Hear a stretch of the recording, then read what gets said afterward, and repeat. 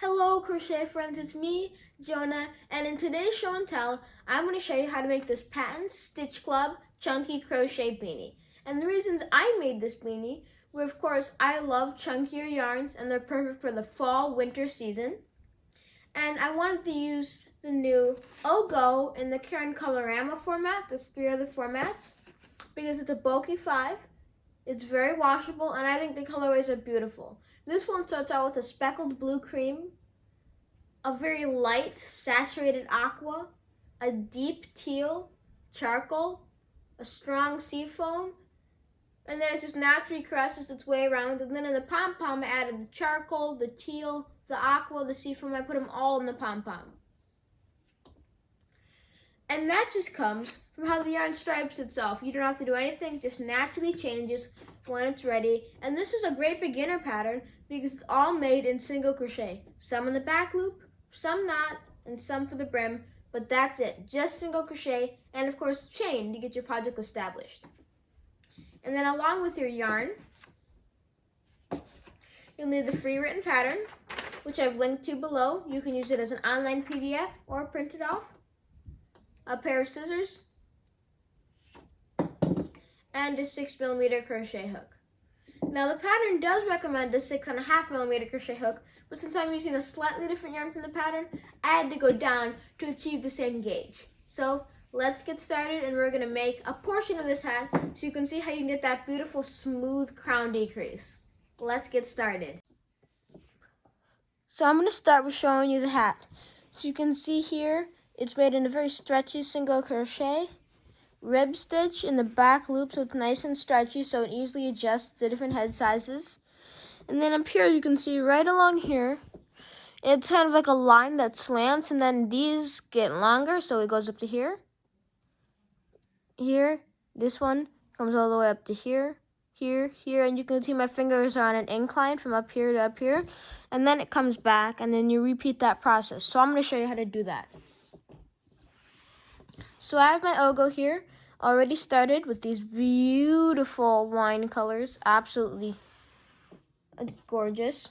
And then I also have a swatch started here. Now this swatch is just a basic single crochet, because if I pull out the pattern, you can see that it lines up, and that's mainly what the pattern is.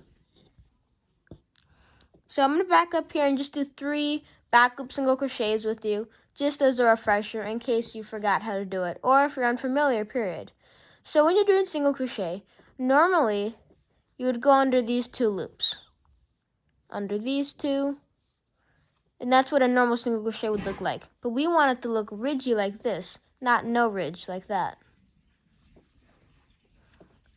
So there's those 2 loops, there's this one right here which is called the front loop, and then there's this one back here, farthest away from you, called the back loop. So we're going to do our single crochet into there.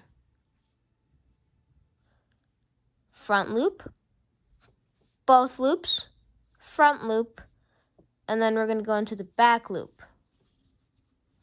Then we're going to go straight into the back loop. And then now we're going to start our shaping. So you can see, we either skip a single crochet at the end of the row when we're going right to left, but when we're going right to left the other direction, you'd start by placing a slip stitch into that first back loop, a single crochet into the next one, and then a single crochet into the next, all the way across. And we're doing every single stitch in the back loop, unless specifically otherwise stated, which you will talk about later on. And as you see, as I go, it's my yarn smoothly coming from my Ogo.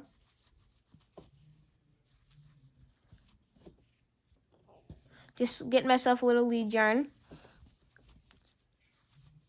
And as you can see how it's forming out, and we have each of these ridges, and this is created by going in the back loop because it pushes the other loops forward. And here you can see how my yarn's just feeding from my Ogo. Just pull it right out of the center after you snip that plastic tie. You single crochet in the back loop till the end of this row, and this is your 9th row. And then when your 10th row, that's where it spices things up a little, and it's a little different, but it won't be any harder. If you're able to skip a stitch which is very simple. All it is just not doing that last stitch and skipping your first stitch to the next row. You'll be good to go. And then to turn our work, on this side where it's straight, you're going to chain 1, grab this end, and then just turn it so that it went from this side being over here to now this side is on your left-hand side.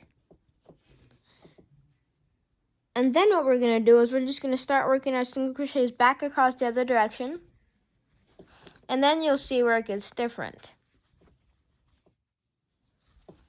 Okay, well now we're going to stop here and we're going to pull out our pattern. And next up it says we're going to chain 1, single crochet in each stitch to end of row.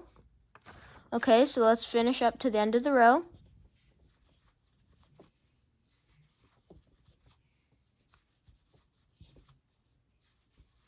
There for my last stitch in my last row.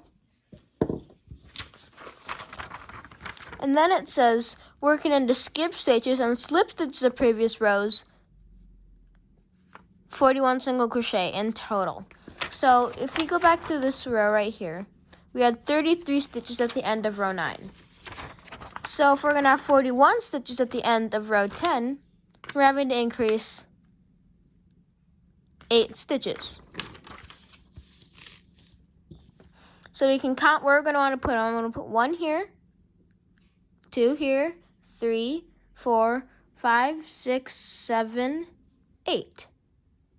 So I'm going to go into this first single crochet right here.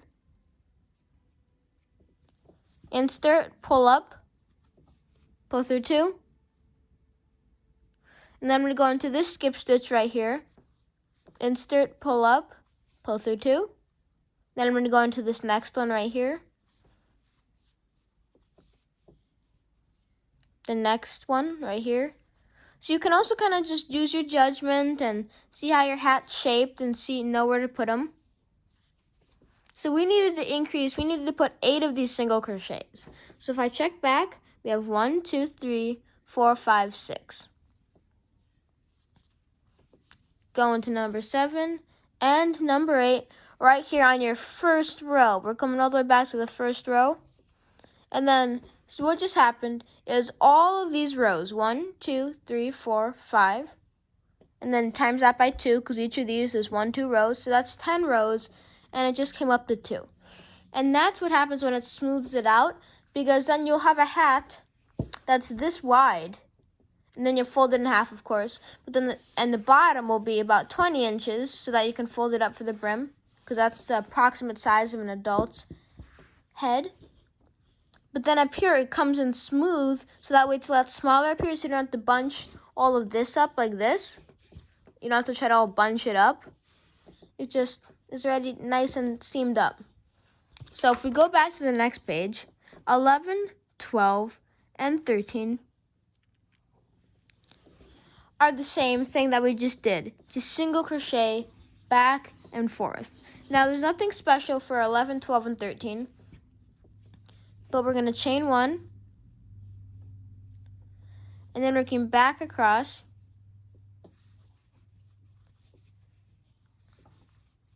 we're going to single crochet in each stitch, and that's the back loop of each stitch. See? So you can see, we just have these straight rows of single crochet, and then we come up here. It gets smaller and smaller and smaller, then it tapers down. So up here, these come and swoop in, and then on this 5th ridge right here, it comes down and comes straight to the center and meets up at the top. So then you'll work 11, 12, and 13, just single crocheting back and forth. And then you'll work this repetition of rows again. And then it'll come down and meet itself right here. So you'll get big up, it'll be big down here and small down here. And that is actually all there is to this pattern. The only other thing you need to do is, of course, once it's the right width, sew them together. And then you can just flip up your brim. And it is completely optional. You can just leave it like this, which is also kind of cool because these line up with each other. Or if you have some extra yarn that you really like, You could just put a nice little edging in black or whatever color you have depending on which logo you're using. So that is it on how to do this pattern. That wasn't a full tutorial, but it was a little snippet to help you understand. And there's so many ways to do pom-poms. You can do it by hand, with paper, with cardboard, with a pom-pom maker, anything you'd like. And then, of course, this is my own personal tag, which you just put on right back here. I hope you enjoyed the show and tell. I hope you enjoyed learning how to do a little snippet that'll lead you on your way into completing this beautiful chunky beanie from Patterns, or you can use the Karen Colorama logo and all the beautiful colors. But play around with your yarn colors, your yarn style, your hook size, and find your perfect hat. I hope you love this show and tell. Make sure to like, comment, and subscribe to Jonah's Hands and Yarn Inspirations. Have a wonderful rest of your day, and as I always say, crochet away, friends.